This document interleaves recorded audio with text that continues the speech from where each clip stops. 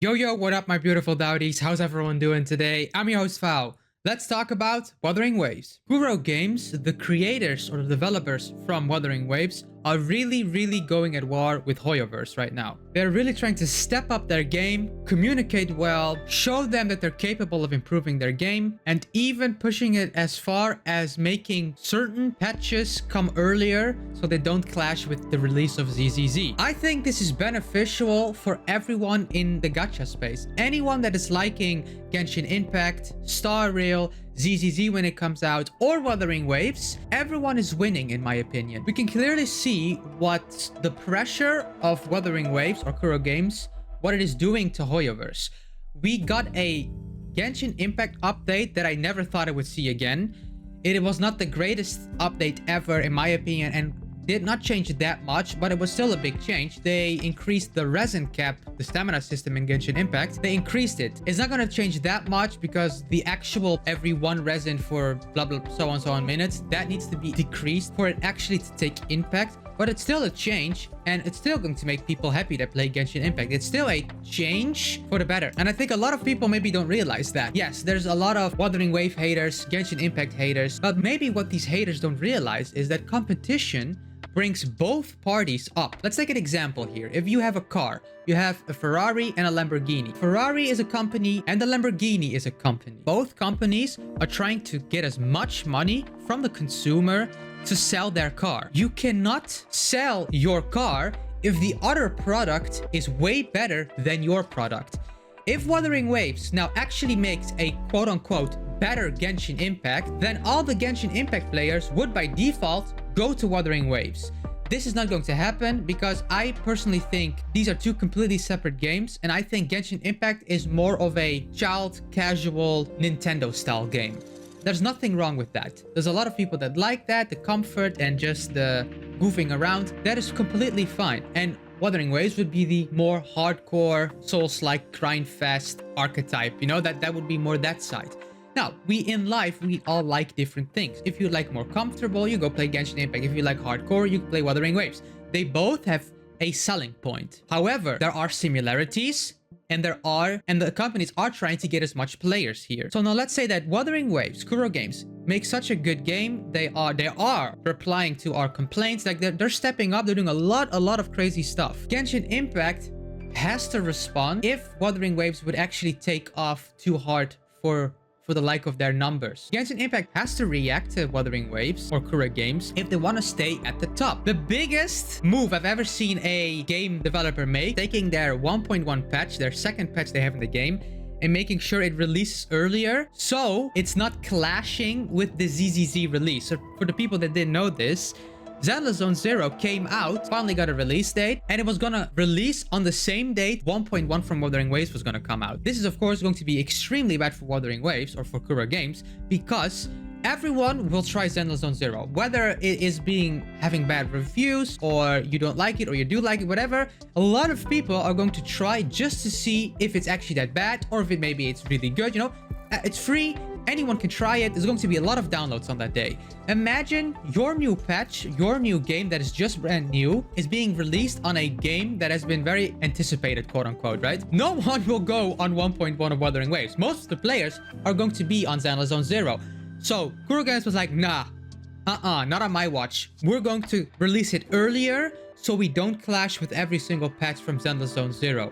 This is a insane business move, and they're literally at war now with each other. And I love to see this because war in real life is very bad, but war for competition is the best thing that could happen for us as the players. Imagine you really like Genshin Impact and you've had certain complaints in the game. Imagine if they actually would change these things now because Wuthering Waves is coming in the picture.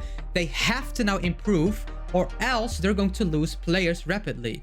This is inevitable, but same for Wuthering Waves. They have to make things better and they have to keep up the pace or else people are just gonna play Genshin Impact.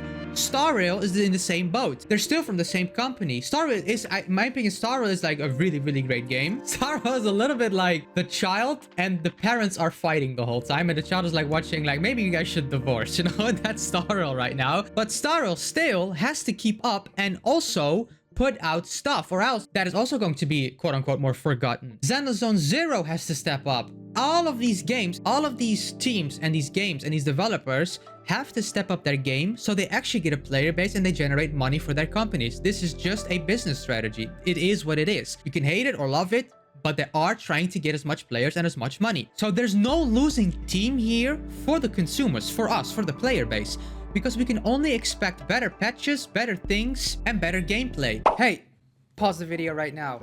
Over 90% of you people that watch my videos actually are not subscribed to my channel. It would mean a lot to me if you would actually consider subscribing.